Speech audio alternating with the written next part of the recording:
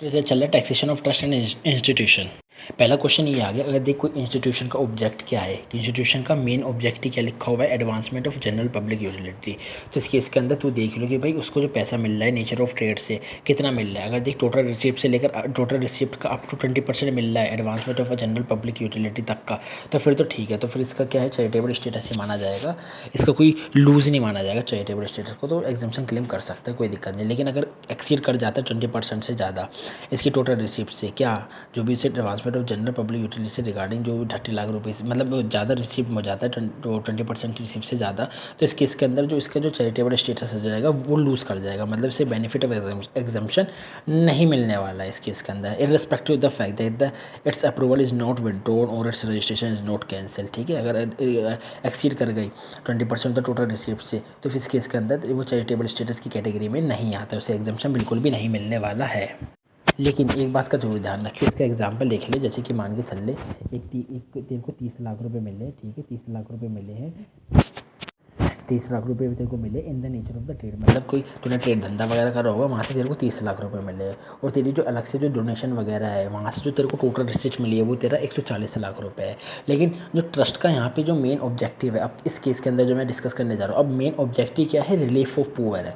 अब तो यहाँ पे फिर ये मत देखियो कि भाई 20% टोटल रिसिप्ट का एडवांस, ये जो नेचर ऑफ ट्रेड है विद इन 20 मतलब 20% तक का आना चाहिए, नहीं, इररिस्पेक्टिव ऑफ द फैक्ट भले ही तेरा 20% से ज़्यादा हो, इस केस के अंदर अलाउ है, कोई दिक्कत नहीं है, चैरिटेबल स्टेटस ही रहेगा वो, इसका कोई अफेक्ट नहीं करने वाला है और आराम से एग्जाम्पशन भी क्लेम कर लेगा 11 और 13 के अंदर। ठीक है, इस केस के अंदर नहीं, क्योंकि यहाँ पे इंस्टीट्यूशन का मेन ऑब्जेक्टिव क्या है, रिलीफ ऑफ पुअर देना। तो इस केस के अंदर 20% वाली लिमिट मत चेक करियो, भले ही इवन तो भले ही लिमिट क्रॉस कर जाए, नेचर ऑफ ट्रेड भले ही तेरा टोटल रिसिप्ट 20% ज़्यादा आ जाए, इस केस के अंदर तेरे को एग्जाम्पशन क्लेम मिल जाएगा। लेकिन फर्स्ट केस के अंदर ध्यान रखियो, उस केस के अंदर नहीं मिलेगा अगर मेन ऑब्जेक्ट तेरा advancement of general public utility था तो। समझ में आ गया ना, क्योंकि यहाँ पे इसका मेन ऑब्जेक्टिव सेकंड केस में मैंने जो बताया कि इंस्टीट्यूशन का मेन ऑब्जेक्टिव क्या है, रिलीफ ऑफ फेयर, तो इस केस के अंदर हम कोई रिस्ट्रिक्शन वगैरह नहीं लगाते हैं। ठीक है, चलो ये तेरा सेकंड क्वेश्चन है। सेकंड क्वेश्चन के अंदर जो इंस्टीट्यूशन का मेन ऑब्जेक्ट लिखा हुआ है वो लिखा हुआ है प्रिजर्वेशन ऑफ वाइल्ड लाइफ। तो प्रिजर्वेशन ऑफ वाइल्ड लाइफ भी ये चैरिटेबल पर्पज़ की डेफिनेशन में आता है, तो फिर इसका भी ध्यान रखियो, ये भी क्या हो जाएगा, इसका मेन ऑब्जेक्ट भी चैरिटेबल एक्टिविटी ही मानेंगे। इससे भी भले ही इसका जो इसकी जो इनकम डिराइव हो रही है activity in the nature of a trade exceed कर जाए, कोई दिक्कत वाली बात नहीं, क्योंकि इसका जो मेन ऑब्जेक्टिव का इंस्टीट्यूशन का ऑब्जेक्टिव क्या है वो चैरिटेबल कैटेगरी के अंदर ही आ रहा है। लेकिन अगर मान के चल रहा इसका दोबारा से मैं वही कहूँ कि भाई इंस्टीट्यूशन का मेन ऑब्जेक्टिव क्या है, एडवांसमेंट ऑफ जनरल पब्लिक, इस केस के अंदर 20% फिर तेरे को दोबारा से चेक करना पड़ेगा। अगर तेरे 20% से क्रॉस कर गया फिर तो तेरा चैरिटेबल एक्टिविटी है ही नहीं, फिर तो तेरे को एग्जाम्पशन मिलेगा ही नहीं। अगर तेरा advancement of any other general public utility object है और तेरा 20% रिसीप्ट तक का है इन द नेचर ऑफ जो भी ट्रेड धंधा वगैरह कर रहा है टोटल रिसीप्ट का, फिर तो कोई दिक्कत नहीं, फिर तू अपना जो पोजीशन है तेरी चैरिटेबल एक्टिविटी की तो भी तू होल्ड करके रखेगा। ठीक है, और still you can claim exemption, otherwise 20% से एक्सीड कर गया फिर तेरे को एग्जाम्पशन बिल्कुल भी मिलने वाली नहीं है। नेक्स्ट क्वेश्चन ये है, अगर तू मान के चल कोई ट्रस्ट है, ठीक है, और तू अप्लाई करने जा रहा है वो मतलब प्रोविजनल रजिस्ट्रेशन के लिए तो अप्लाई करने जा रहा है, तो कमिश्नर क्या है, अगर तू प्रोविजनल रजिस्ट्रेशन के लिए, तुझे भी पता होगा पढ़ा होगा कि तूने प्रोविजनल रजिस्ट्रेशन के लिए अप्लाई करने जा रहा है, तो कमिश्नर क्या है, बिना पूछे बिना इंक्वायरी के क्या है तेरे को मना नहीं कर सकता, मतलब बिना डिनाई नहीं कर सकता रजिस्ट्रेशन के लिए तेरे को। ठीक है, बिना इंक्वायरी के वो रजिस्ट्रेशन तेरे को देगा अगर तू प्रोविजनल के लिए अप्लाई करने के लिए जा रहा है। अगर वो मना कर रहा है फिर तो गलत बात है उसकी। ठीक है, मतलब वो मना इसलिए जब भी कर सकता है, मतलब कमिश्नर डिटेल इंक्वायरी कर सकता है। अगर तू ट्रस्ट ऑलरेडी तूने प्रोविजनल रजिस्ट्रेशन ले रखा है और फाइनल रजिस्ट्रेशन के लिए अगर तू जा रहा है तब तेरी डिटेल इंक्वायरी कमिश्नर कर सकता है। अदरवाइज अगर तू फ्रेश रजिस्ट्रेशन लेने के लिए जा रहा है, प्रोविजनल रजिस्ट्रेशन के लेने के लिए जा रहा है और तूने तो फिर इस केस के अंदर कमिश्नर क्या है, मना नहीं कर सकते तेरे रजिस्ट्रेशन देने के, भले ही तूने एक्टिविटी कमेंस ना कर रखी हो, टेंशन ना ले, तेरे को प्रोविजनल रजिस्ट्रेशन मिलना ही चाहिए। इस केस के अंदर ध्यान रखियो, commissioner can not deny the registration on the ground that the activity has not commence, तो ये मना नहीं कर सकता। ऐसे एक और क्वेश्चन है, इसमें लिखा हुआ है बिल्डिंग तूने एक्वायर करी है लोन लेकर, लोन तूने जुलाई 2024 में लिया है और वो जो लोन की जो रीपेमेंट होगी इंस्टॉलमेंट 7 साल के लिए होगी। तूने पढ़ा होगा कि भाई हम जब भी लोन लेते हैं उसकी रीपेमेंट 5 साल के अंदर हो जानी चाहिए। अगर 5 साल के अंदर तूने पेमेंट नहीं करी तो फिर वो जो है एप्लीकेशन ऑफ इनकम एक्सपायर हो जाती है at the end of the 5th year. तो इसी केस के अंदर तूने जुलाई 2024 में क्या किया, तूने लोन ले लिया और उसके केस में फिर तूने क्या किया, कॉस्ट ऑफ बिल्डिंग करी, तो यहाँ उस केस के अंदर तो तेरे को एप्लीकेशन ऑफ इनकम मानी नहीं जाएगी 2024 के अंदर। तो फिर यहाँ पे तेरा लिख के आ जाएगी, फिर अगर कुछ उसने कहा नहीं होगा तो फिर लिख के आ जाएगा भाई ये 1 अप्रैल 2030 को can not be treated as application, क्योंकि 5 साल बाद ऑटोमेटिकली क्या हो जाता है, एप्लीकेशन, वो एप्लीकेशन नहीं माना जाता। भले ही तेरा लोन 7 साल का हो, हमारा तो हम 5 साल जैसे ही कंप्लीट हो जाएंगे फिर तेरा एक्सपायर हो जाएगा। रीपेमेंट भले ही तू इसके बाद देर आफ्टर करता रहे तेरी, लेकिन एप्लीकेशन ट्रीट नहीं मानी जाएगी after the expiry of the 5 year, ध्यान रखियो। नेक्स्ट क्वेश्चन ये है, अगर तू स्टेटमेंट फाइल कर देता है, मान के चल रहे, ठीक है, स्टेटमेंट फाइल कर देता है, ठीक है, तेरे उसने बोला था कि अगर तुम स्टेटमेंट फाइल कर दोगे up to the due date of the return filing तक का, और रिटर्न फाइल भी कर दोगे, स्टेटमेंट भी और रिटर्न भी फाइल कर दोगे up to the due date of the return filing का, तो तुम्हें एग्जाम्पशन मिल जाएगा। अगर तुमने स्टेटमेंट मान के चला अगर 2025 में तूने फाइल करी, ठीक है, और तू रिटर्न फाइल कर रहे दिसंबर 2025 में, तो फिर इस केस के अंदर तेरे को एग्जाम्पशन नहीं मिलने वाली, ध्यान रखियो, इस केस के अंदर एग्जाम्पशन नहीं मिलने वाली। दोनों है up to the due date return filing तक हो जानी चाहिए। एग्जाम्पशन की बात नहीं मैं उसकी कह रहा हूँ, वो जो तेरा वो है ना वो एक्यूमुलेटेड इनकम वाला, उसकी बात चल रही है। स्टेटमेंट अगर तूने फॉर्म नंबर 10 अगस्त 2025 को फाइल करी और तूने रिटर्न ऑफ इनकम दिसंबर 2025 को फाइल की, तो इस केस के अंदर समझ जाइए भाई साहब, जो एओ ने है ना डिसअलाउ कर देगा वो तेरी एक्यूमुलेटेड इनकम। क्यों? क्योंकि तूने return of file after the date of the file करी है। तो एओ का जो अगर उसने डिसअलाउ कर दी एक्यूमुलेटेड तेरी इनकम जो भी तूने करी है, तो फिर इस केस के अंदर एक्शन जो भी है एओ का वो सही है, ठीक है, उसका एक्शन ऑफ एओ सही है, ठीक है, पूरी एग्जाम्पशन की बात नहीं चल रहा, वो गलती से निकल गया था। एक्शन ऑफ एओ सही है, वो डिसअलाउ जो भी एक्यूमुलेटेड इनकम से रिलेटेड है वो करेक्ट कर रखा है एओ ने। फिर नेक्स्ट क्वेश्चन ये है, एक नॉट प्रॉफिट वो है ट्रस्ट है, ठीक है, फिलैंथ्रोपी एक्टिविटी कर रही है, मतलब एजुकेशनल इंस्टीट्यूशन चला रही है एंड हॉस्पिटल भी चला रही है, ठीक है, जिसमें उसे 3 करोड़ भी मिलता है एजुकेशनल से और 4 करोड़ मिलता है इंस्टीट्यूशन से। तो वो कहती है कि भाई हमारे तो अलग अलग करोड़ मिले, 5 करोड़ के अंदर है तो हमें तो लेने की जरूरत ही नहीं है रजिस्ट्रेशन, लेकिन जो कि गलत है। इसको एग्जाम्पशन बिल्कुल नहीं मिलने वाली, इसे रजिस्ट्रेशन मिलने वाली क्योंकि इसकी एक्सीड होगी ये 5 करोड़ से लिमिट। तो इस तरीके से लिखना है तेरे को, ऐसे लिखना है, as per explanation below 2 section 10 सब क्लोज 23C सब 10 close 23C sub clause 3rd AE, it has been clarified that the limit of annual receipt of 5 crore is a qua taxpayer and not a qua activity। क्या बोला? Limit of annual receipt of 5 crore is a qua taxpayer and not a qua activity। Therefore, if the aggregate annual receipt from an educational activity or medical activity exceed कर जाती है 5 crore, then जो तेरी exemption है ना वो can not be avail कर सकता है, फिर तो एक एग्जाम्पशन नहीं मिलने वाली। और उसमें जो एग्जाम्पशन है ध्यान रखियो, अगर तू कॉर्पस से पैसा निकाल देता है तो उस केस के अंदर एप्लीकेशन ऑफ इनकम नहीं माना जाता। वो जब तू वापस से डिपॉजिट करवाता है ना, जब वापस से डिपॉजिट करवाता है तब तेरी एप्लीकेशन ऑफ इनकम माना है। ये जो इफेक्टिव ये जो अमेंडमेंट आई है प्रीवियस ईयर 2021 से आई है। क्या बोला मैंने? प्रीवियस ईयर 2021 से आई है भाई, गलत है, 2021 से नहीं आई, ये 21-22 से आई है, मैंने अभी चेक करा है।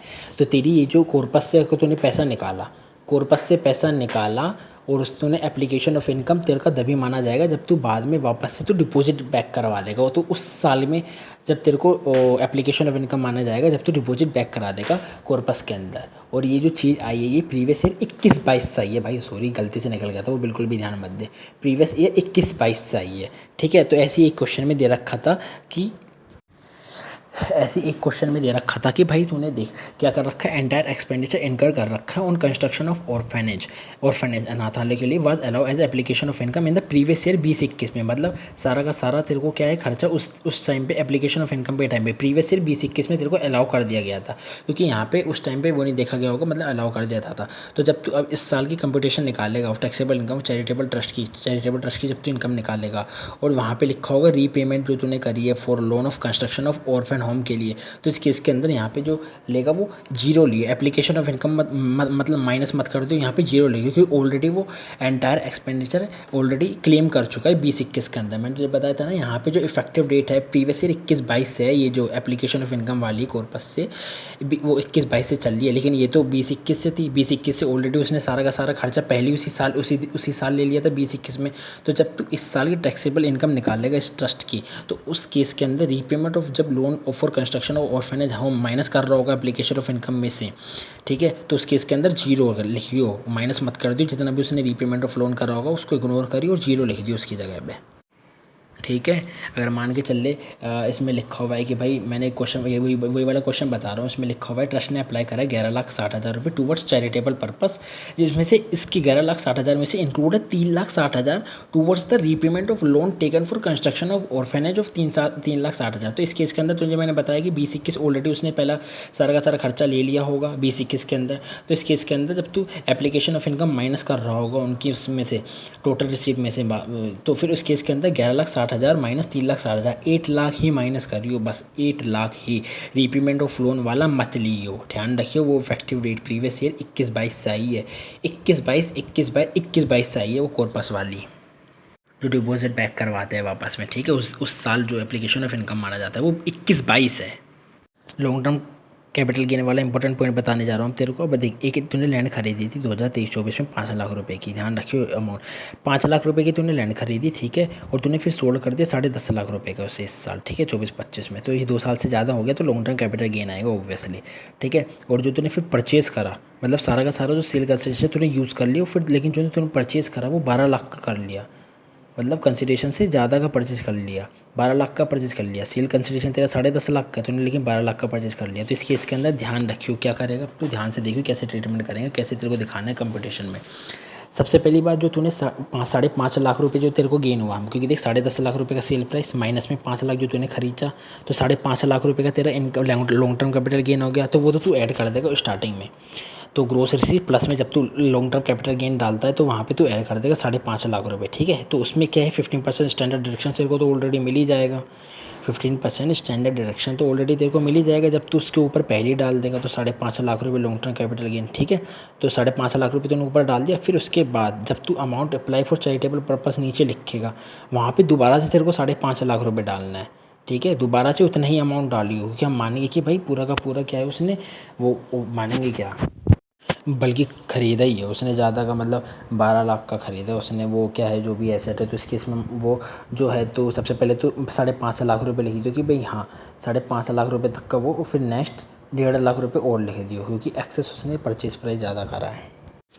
दोबारा से बताता हूँ, एक बार सुन ले, देख 5.5 लाख रुपए तूने ऊपर लिख दिया, ठीक है, लॉन्ग टर्म कैपिटल गेन, ठीक है, वॉलंटरी कंट्रीब्यूशन। फिर तूने क्या करा, वो तेरा फिर जो भी तेरा था लॉन्ग टर्म कैपिटल गेन वो लिख लिया, फिर टोटल आया, फिर माइनस में 15% स्टैंडर्ड डिडक्शन ले लिया पहले, फिर ठीक है।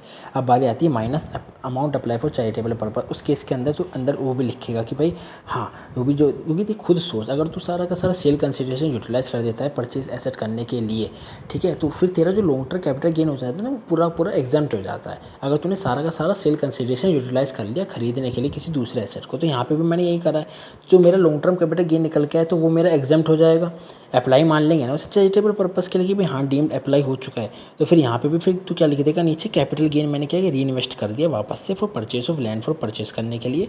तो 5.5 लाख रुपये का तू एप्लीकेशन ऑफ इनकम मान लेगा, अलग से 1.5 लाख रुपये और लेगा, क्योंकि तूने एक्सेस एप्लीकेशन कर लिया, एक्सेस अप्लाई करा है ना, तो अलग से 1.5 लाख रुपये का और तो एक्सेस एप्लीकेशन ले लेगा, तो वो वाला भी 1.5 लाख रुपये भी डाल दियो, ठीक है। तो 5.5 लाख और 1.5 लाख आ जाएगा नीचे एप्लीकेशन के अंदर। नेक्स्ट पॉइंट ये हो गया, अगर मान के चल कोई एग्जिट टैक्स वगैरह निकालो, उसमें लिखा हुआ है कि liability in respect of payment of various utility bills 6 lakh रुपये, तो ये एसर्टेन लाइबिलिटी है, तो इसे ले लियो, इसे कंसिडर कर लो जब तू बुक वैल्यू ऑफ लाइबिलिटी निकाल रहा होगा, तो इसे कंसिडर कर लो, क्योंकि एसर्टेन लाइबिलिटी ही मानेगी इसे, ठीक है। यूटिलिटी बिल लिखा हुआ है, एसर्टेन लाइबिलिटी है। अब ये वाला क्वेश्चन देख ले, ज़बरदस्त क्वेश्चन है। इस केस के अंदर क्या है कि ट्रस्ट क्या है, इंटरेस्ट फ्री लोन दे देती है अपनी कंपनीज़ के एम्प्लॉयज़ को। क्यों कंपनीज़ के एम्प्लॉय को इसलिए देती है जिससे कि वो कंपनीज़ के एम्प्लॉय अपने चिल्ड्रन लोगों को हायर स्टडी प्रोवाइड करवा सके। As per the object of trust ही उसने क्या करा है, ट्रस्ट ने इंटरेस्ट फ्री लोन दिया था अपने कंपनीज़ के एम्प्लॉयज़ को। इस केस के अंदर इन्होंने क्या कर लिया कि भाई इसने बोल दिया कि भाई ले ये जो बेनिफिट हो गया कवर हो गया अंडर सेक्शन 13 सबसेक्शन 3 रिलेटिव के डेफिनेशन में आ गए, और बोल दिया कि भाई मैं विड्रॉ कर रहा हूँ तुम्हारे एग्जाम्स को, तुम्हें विड्रॉ नहीं मिलेगा, ऐसा एओ कह रहा है।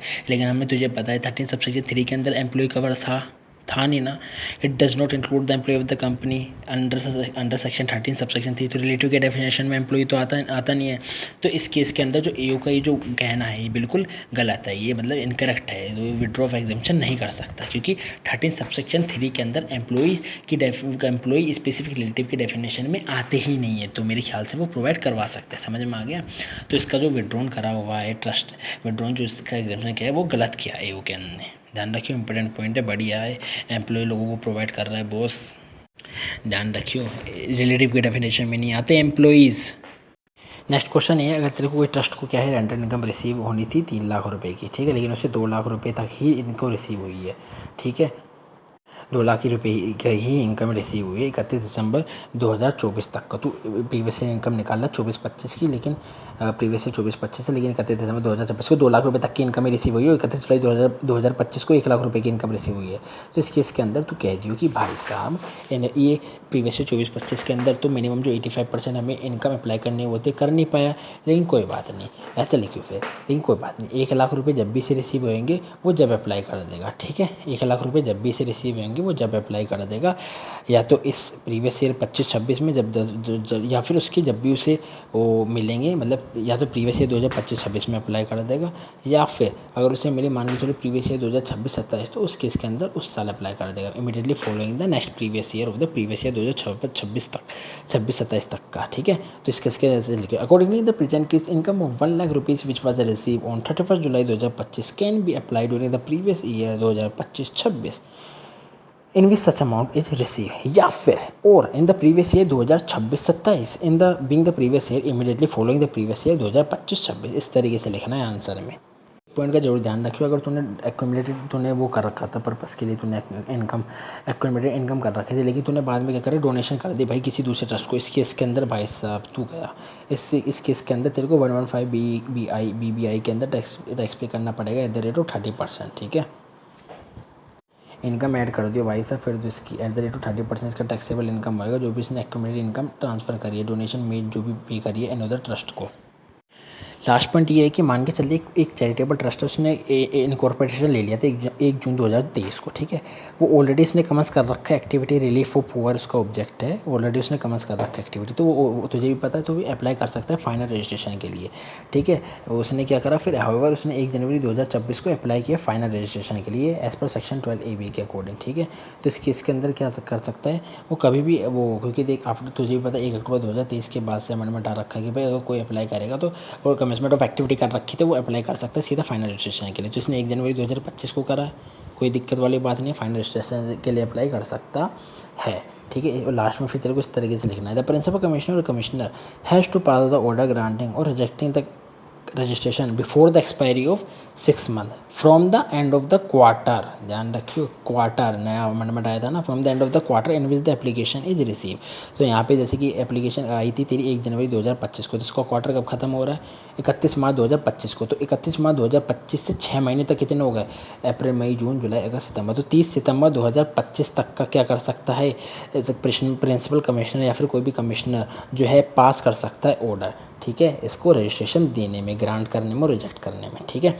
तो लिख दियो by when with application receive that is by 30 सितंबर 2025 तक का इससे ग्रांट या फिर रिजेक्ट एप्लीकेशन हो जाएगा, प्रिंसिपल कमिश्नर और कमिश्नर पास कर देगा ऑर्डर। और एक और लाइन लिख दो कि भाई exemption under section 11 and 12 would be applicable from the assessment year immediately following the financial year in which such application is made. तो यहाँ पे इसने 1 जनवरी 2025 को एप्लीकेशन कर दी थी फाइल, तो कोई दिक्कत नहीं, तो इसे प्रीवियस ईयर 2024-25 में एग्जाम्पशन 11 अंडर सेक्शन 12 में मिल जाएगी।